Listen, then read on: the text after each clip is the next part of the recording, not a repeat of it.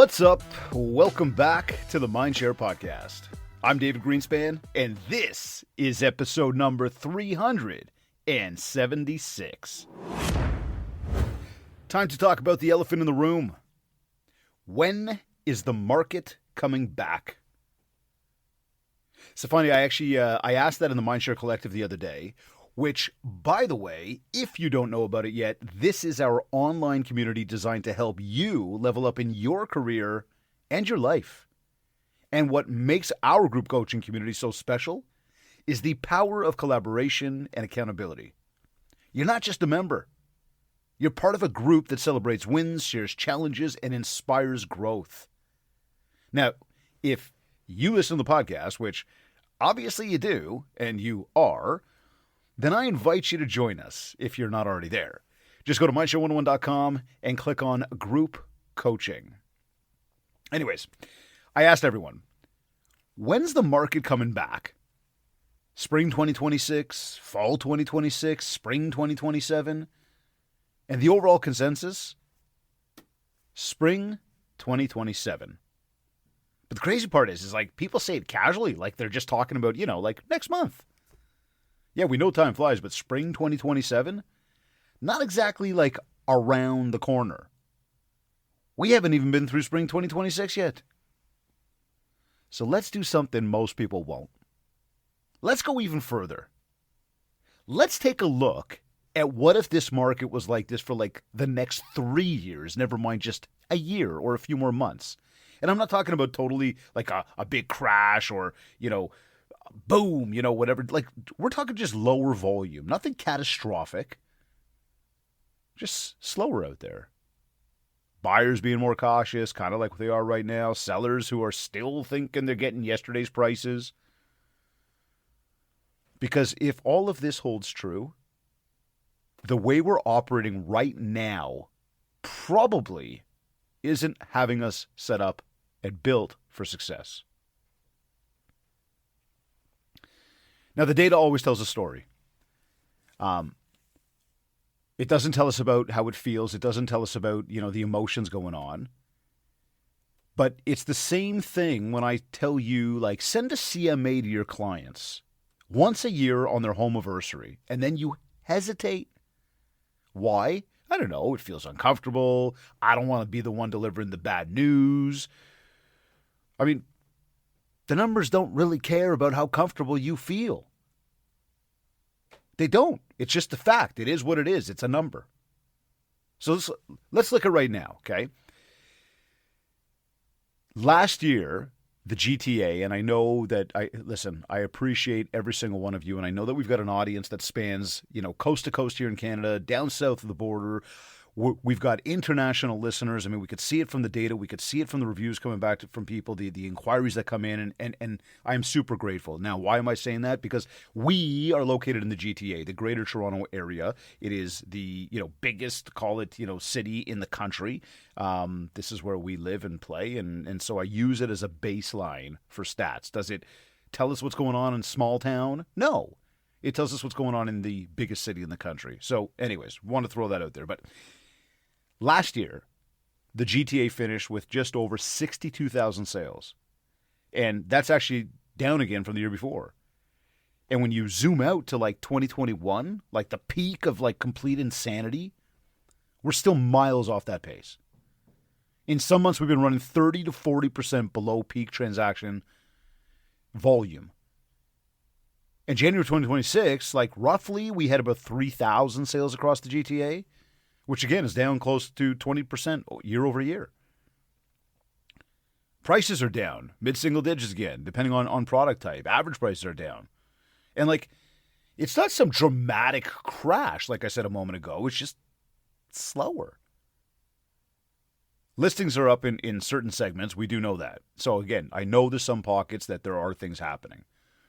We know that condos are taking longer. The incentives are absolutely wild. Detached is holding better in some pockets, but again, we're seeing it softening in others.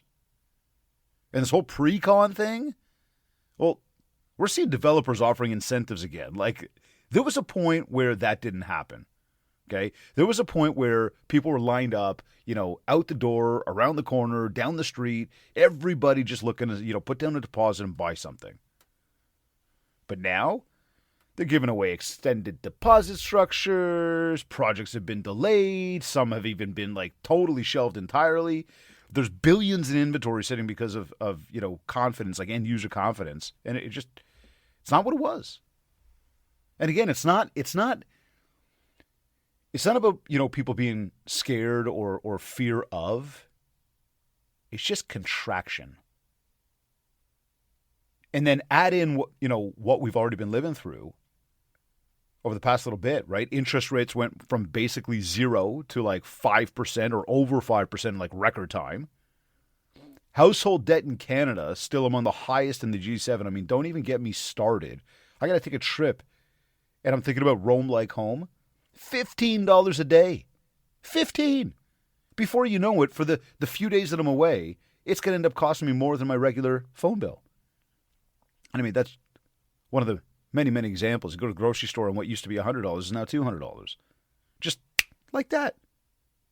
Again, household debt in Canada still among the highest in the G7. We got foreign buyer restrictions. We know that investors have just sort of cooled things down. People are being more cautious with their money. I mean, that's the stuff we're looking at in the bigger picture, the backdrop of it all. When you look out at the market, you're like, what's driving this thing? That is. And does it mean that it all collapses? No. And that's what I want to keep saying here. This is not like we're going to see some massive crash. It's just a market's cycle. And if you're looking at the data and trying to convince yourself or telling yourself that we're one rate cut away, from 2021 volume again, that is wishful thinking. That market is not coming back. Not that was wild. That was absolutely absurd. That was actually stupidity. Okay. There was a lot of really stupid shit that went on at that time. I mean, let's be real, right? Irresponsible people just trying to look, people being sheeple, following others because other people moved and they figured, hey, I'm going to move too. Well, you don't just move because other people move. We're talking about moving your house. What are we talking about here? Buying a house for more money than the house was worth? Going to get even more money because it went for over asking, so you're going to figure out how to over leverage yourself? Nobody was really running the numbers. Nobody was doing the math properly. And that's what happened. We had a lot of very greedy people.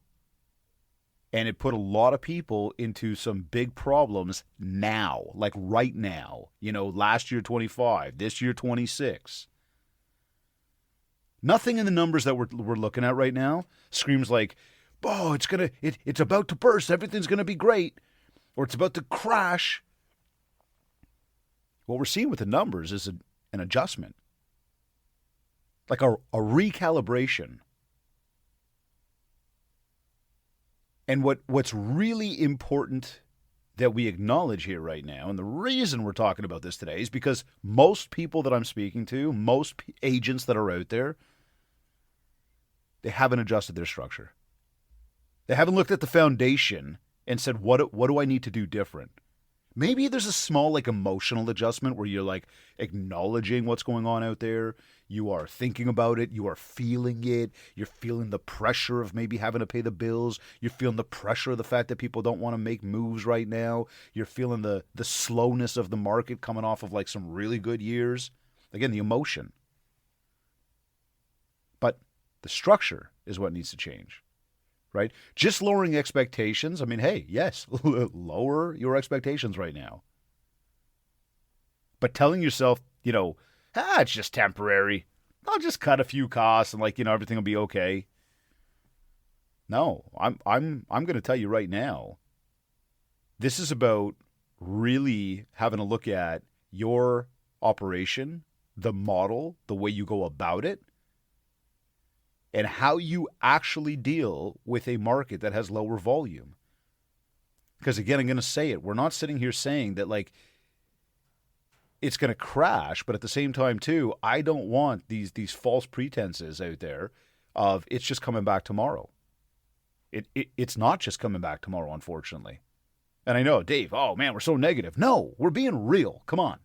Okay, we're being real, and we're having a real hard look and saying, okay, well, what if this was like this for longer? Am I set up for success? See, dealing with the emotional side of things is one thing. Leaning in, though, strategically to your business and asking, what does the foundation look like? What does, again, my operating model look like? That's very different. And that difference right there, the people who are actually going to look at the structure versus just feel the emotion, that's what's going to separate the ones from, well, the ones who come out stronger and who succeed in a market like this, and the ones who just kind of fade away and disappear. Go find another job. Find another way to make money. Get out of the business. I'm not telling you to do that. I'm saying it's going to happen to you if you don't pay attention to the way you run your business right now. See, we've used this line before, right? Hope is not a strategy.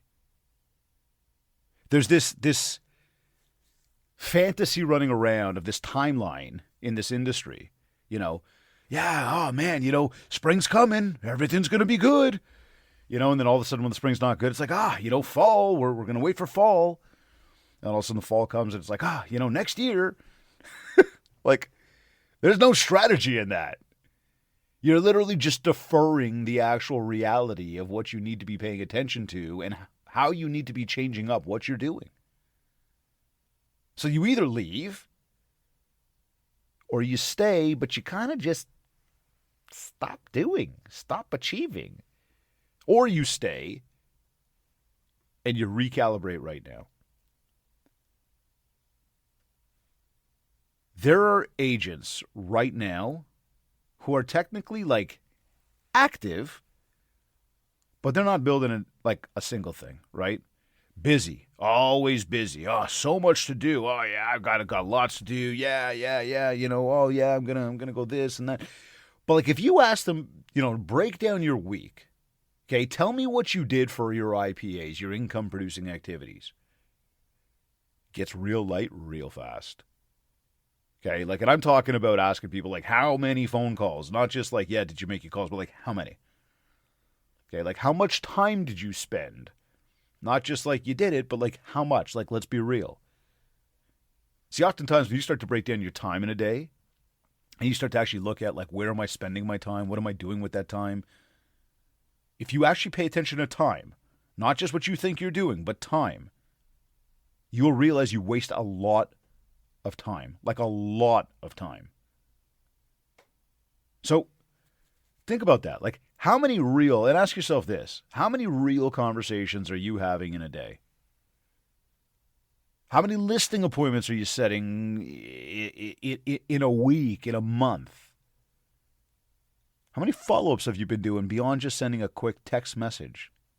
And don't get me wrong, I like the text. I like the idea of sending the text.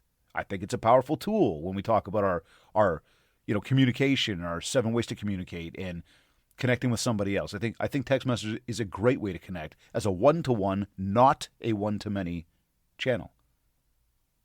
But beyond the text, we're talking real conversations. How many of those are you having?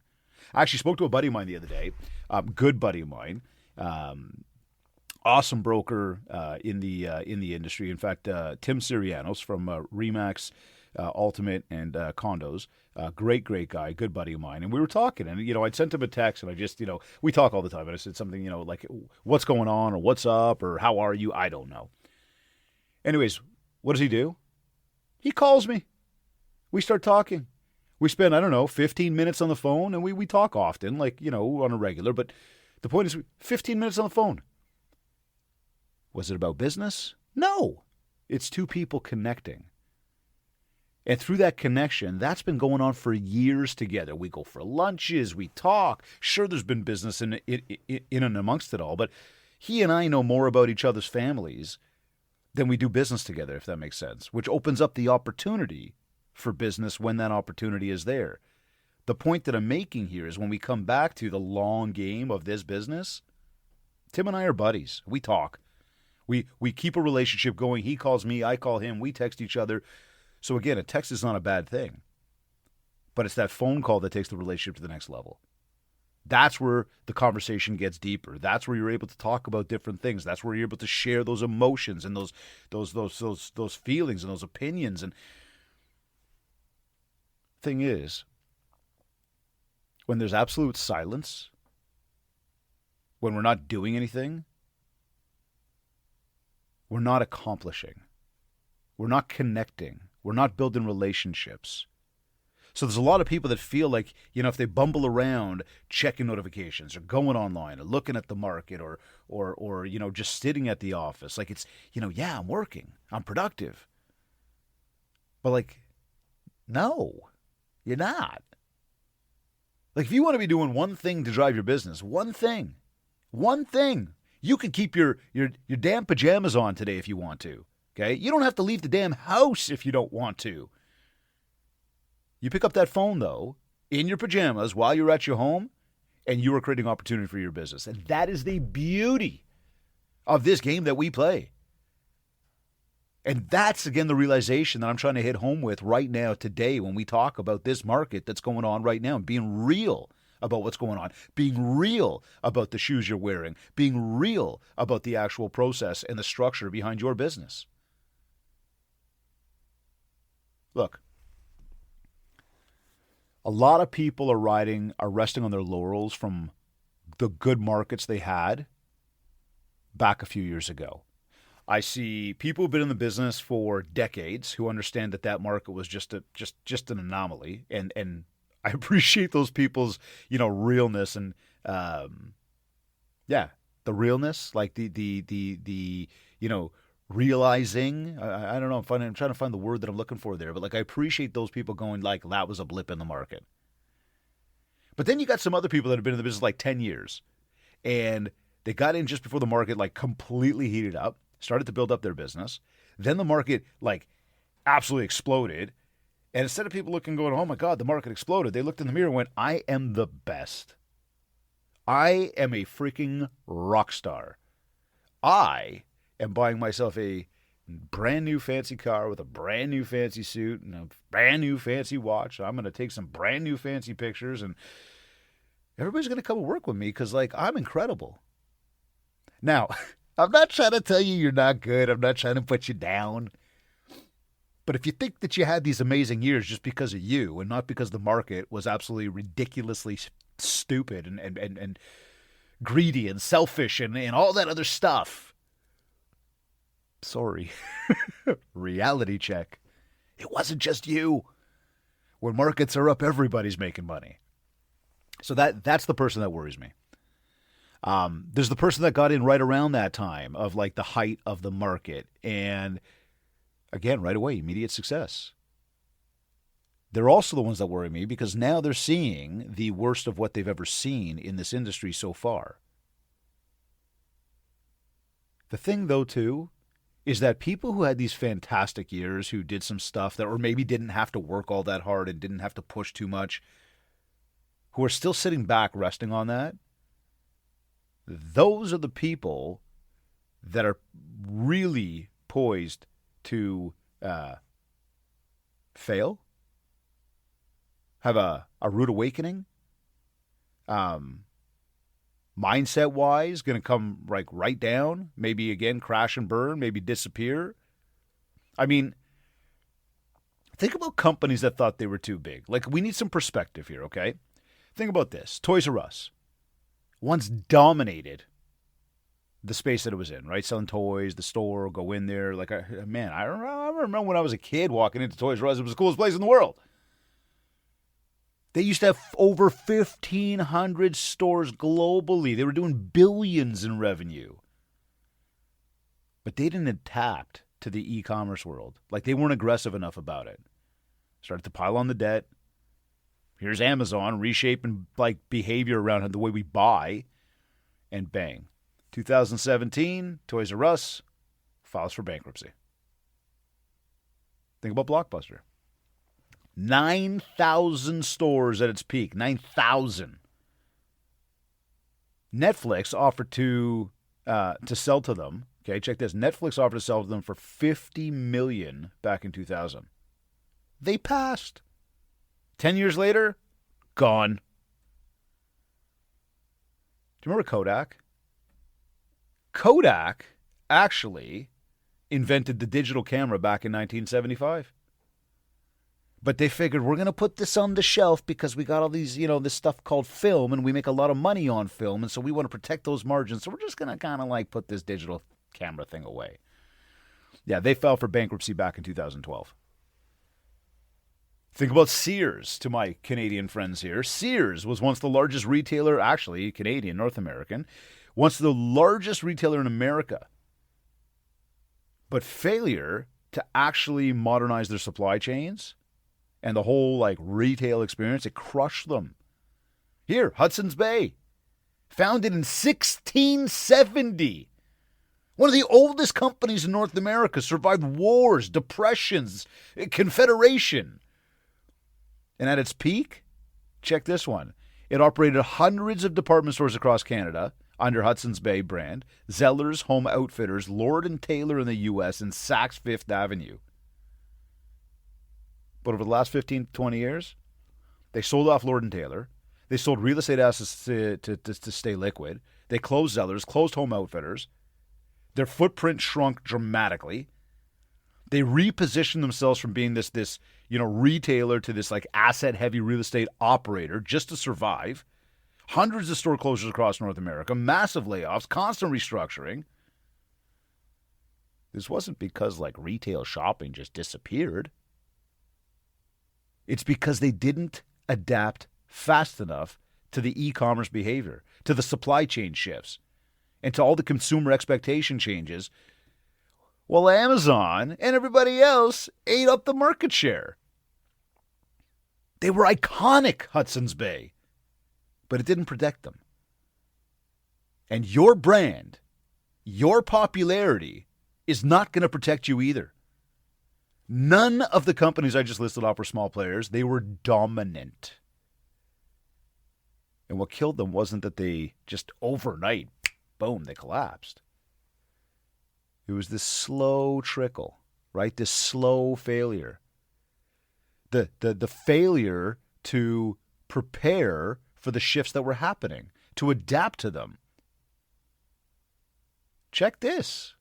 And ask yourself if this compares in any way. They were operating like this amazing market would just, keep going. Look, real estate isn't immune to any of this. We've got brokerages that are built for flash. They're struggling right now. Margins are brutal. Way too many agents, spending money in all these crazy places, whether it's on tiles, glass, walls, or big parties or whatever. The overhead is huge. This recruiting machine where we're just going to recruit. Whoa. If you're recruiting a whole bunch of riffraff, all you're getting is riffraff. And you're, in fact, just putting your money into a really bad investment. Because, I'll tell you, in agents, you can listen to this, and I mean, you are listening to this, but you can take this as a knock, or just, kind of look at it and go, it's just factual. But I tell brokers all the time, your biggest asset is your agent. And if you're bringing on shitty agents, you're going to get shitty returns on your investment. I don't know what you're thinking. I was in an office the other day. I went to go meet with the owner. This guy's awesome dude, super smart. He's got multiple locations. He's got over 1,000 agents as part of his organization. And I was at one of his locations going to meet with him. And as he was just wrapping up with somebody, I was just kind of hanging out and just browsing, kind of walking, trolling the office a little bit. And I'm walking through the main bullpen. And there's all these agents in there. It was incredible. There was a bunch of people at the office, fantastic, right? Because I know a lot of offices aren't seeing as many people coming in. But I guess when you got that many agents, of course you're going to see bodies in the office. But the thing that struck me, so many of these people were just chit-chatting with each other. Laptops were off. They were our legs crossed, having a coffee. Nobody's working. Well, what are you guys doing? I was about to say something. I'm I had to bite my tongue and be like, Dave, don't do it yet. And of course I was there because at some point we will be having the opportunity to do that. But that wasn't the opportunity, so I bit my tongue and I didn't say anything. But again, when I look at volumes of agents coming into the business, don't get me wrong, there's always going to be some good people coming in. And we have some incredible people in this industry. Hard workers, successful, knowledgeable, and I'll say, just because I know a lot of people, albeit some very just good, genuine people. But there's so many more bad ones. Have I said this on this show yet before? You think? But think about this, okay? These offices that are going after recruit, that's not a strategy because they're not putting a good investment into their business. Okay, we got teams that are, scaled based on volume assumptions, right? They're just going to bring in all these leads and they're going to have all these people working for them. Again, when volume is not there, your margins as a business owner, they completely get exposed. And whether you're the agent or the broker right now, we all have something called margins, and we all operate based on volume. The past and resting on your laurels, just because you had some sort of popularity or you won a whole bunch of awards or whatever you've accomplished in the past, none of it actually really matters. You only truly win if you continue to adapt to what's in front of you in this current moment, and that's exactly what we're talking about right now. All right, before we dive deeper, as we always have to do on this show, I have to take a moment to mention our sponsors. This episode of the MindShare Podcast is brought to you by Kit's Keep in Touch Systems, your ultimate marketing and lead generation CRM. If you're in real estate, you need Kits. And REM, Real Estate Magazine, Canada's premier magazine for real estate professionals and industry stakeholders for news, analysis, and commentary on Canadian real estate. While you're listening, head over to mindshare101.com and grab your free Ultimate Marketing Bundle. If you're ready to grow your business with coaching, group training, or want to bring momentum training to your office, just get in touch with us. We're always here to help you. All right, let's get back to our regularly scheduled program over here. We just kind of finished off when I said, you need to adapt. And that's one of the big points we're really trying to hit home today together here is about adapting. And that's what I'm trying to get you thinking about. We just talked about some of the big companies that have disappeared based on, their failure to adapt, thinking that they're just going to, ride the market and see where it goes. We've got to understand right now, there are massive changes happening, okay? Rich people aren't moving to Canada right now. More specifically, rich people aren't investing in Canada right now. There's this narrative in the background that, wealthy capital will just keep flowing into Canada. But, right now, it's just not.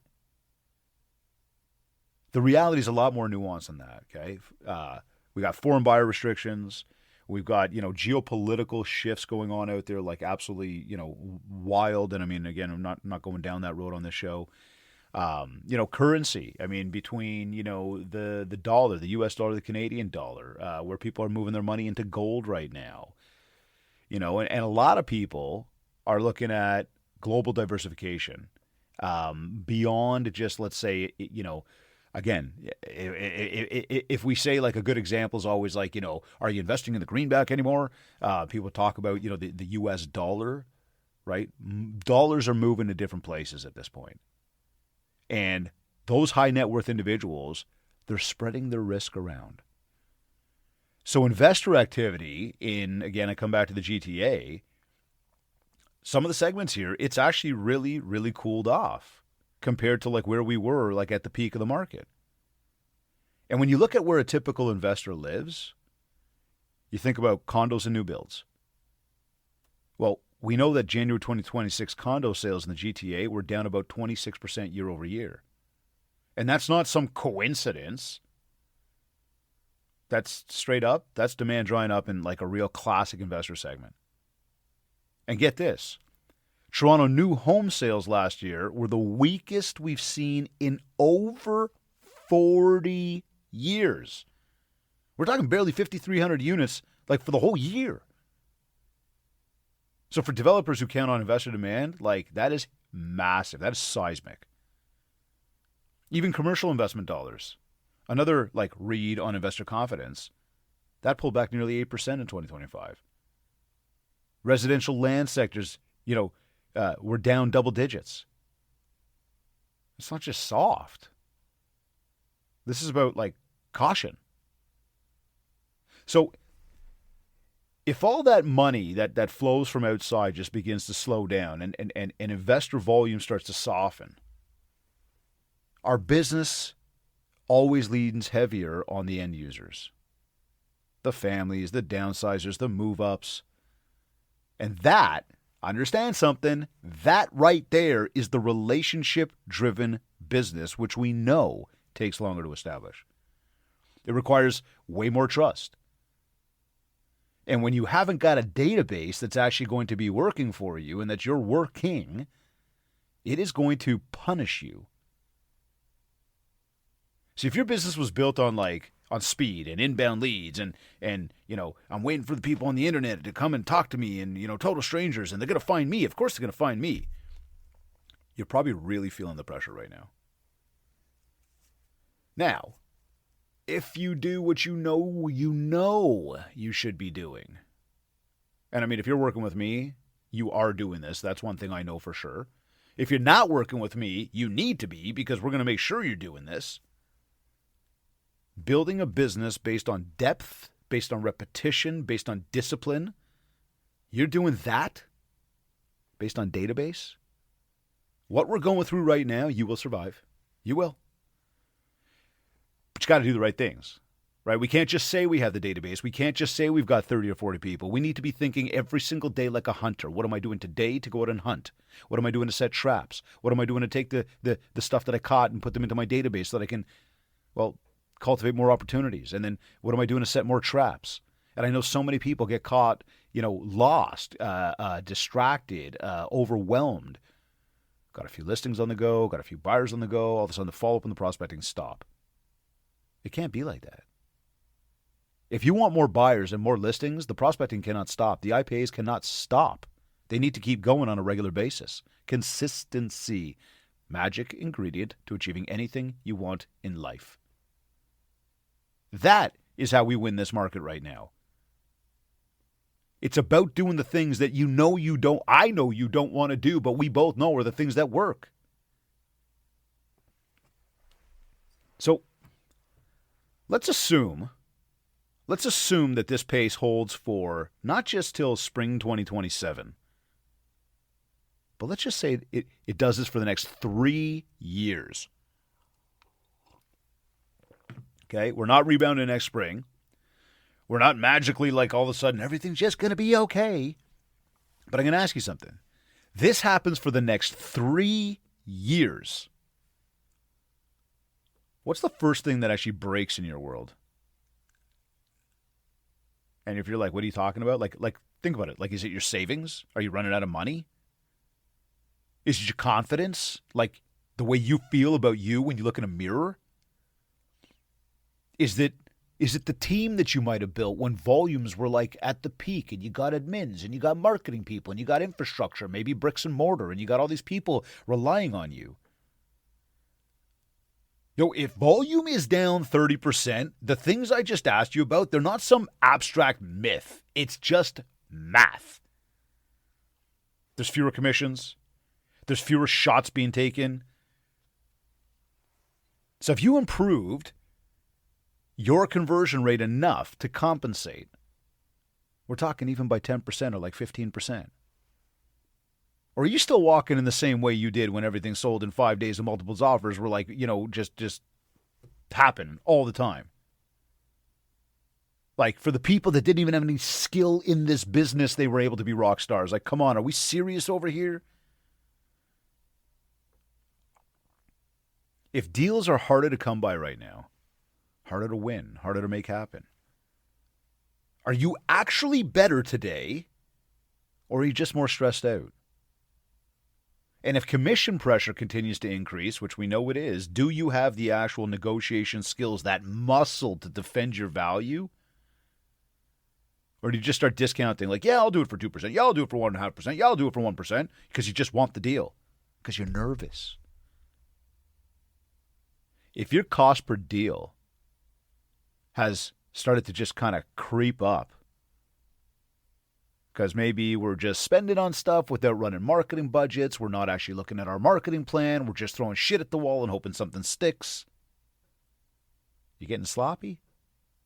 Like, here, have you even looked at your marketing budget recently? And again, I know for those of you coaching with MindShare 101, whether you're coaching with me, you're in our group, MindShare Collective, and or you're taking momentum training in one of the many groups we're training, then you know that you need to be running a marketing plan. You need to have a budget on place. You need to be doing it with a purpose.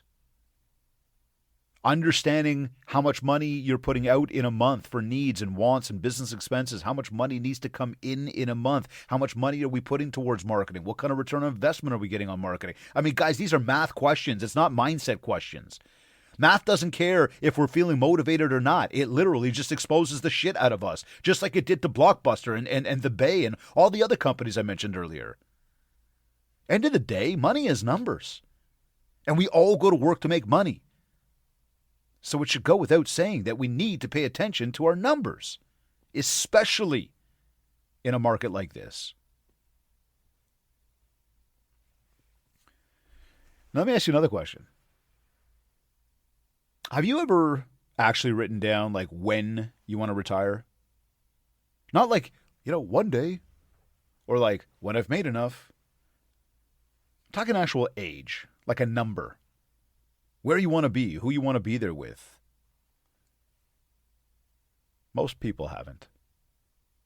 Most people just live day to day, month to month, deal to deal. And like, it works.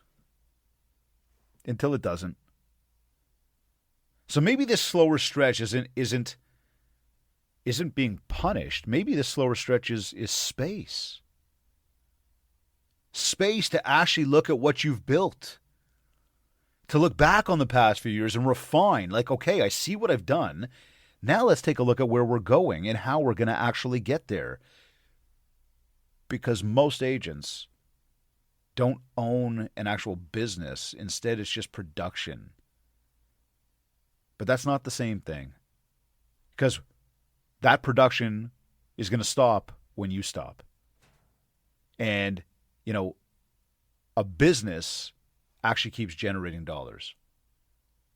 And I know in real estate we think, and a lot of people don't see it. It's like, well, how am I supposed to do that? If I'm not out there selling real estate, how am I supposed to generate more dollars? Well, first you need to understand, when do you want to do this, right? When do you want to do the retirement? Where do you want to be? How old do you want to be? You've got to get a sense of that. From there, we can then turn around and craft a deal that'll have you making money long after you finish selling real estate, but still making it from real estate. But the question I got to ask here is, so like when you look at your database right now, is it organized? Is it layered? Is it monetized properly? Or is it just kind of like this list that you dip into when you need something? Let's look at it this way. Could somebody buy what you've built? Or would it just up and disappear the second that you stepped away? Like, that's the real question here. Because the ones who look back and say, yeah, like things were moving fast, or like, yo, look at me, man, I'm doing really, really well. Not that everybody says it in those words or that way. Or people who are just, on that whole, it'll come back, it'll be fine. At some point you get tired. At some point you get old. At some point you will be exposed. See, building durability, that doesn't happen when things are like flying off the shelf and you're running and gunning and making a shit ton of money.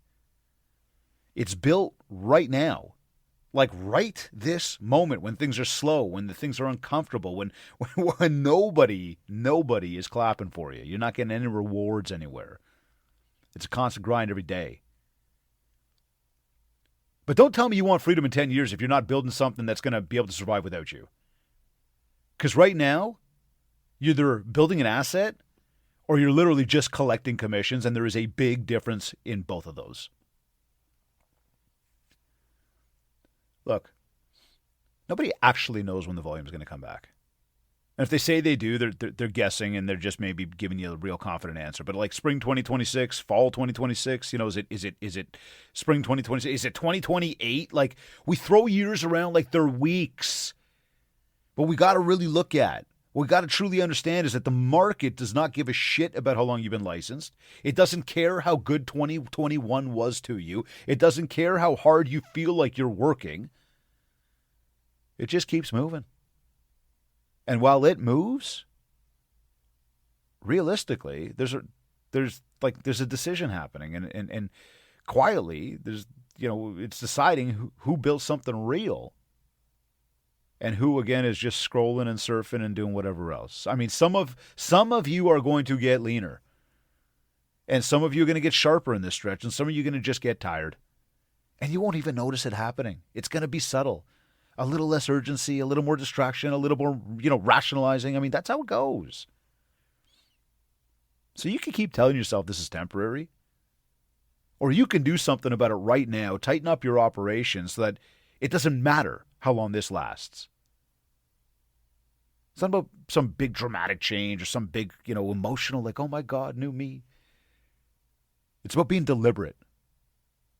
Because when the volume does come back, and it will, eventually, the people who did the work during this stretch right now, unlike those other companies I mentioned, they're the ones who won't be scrambling.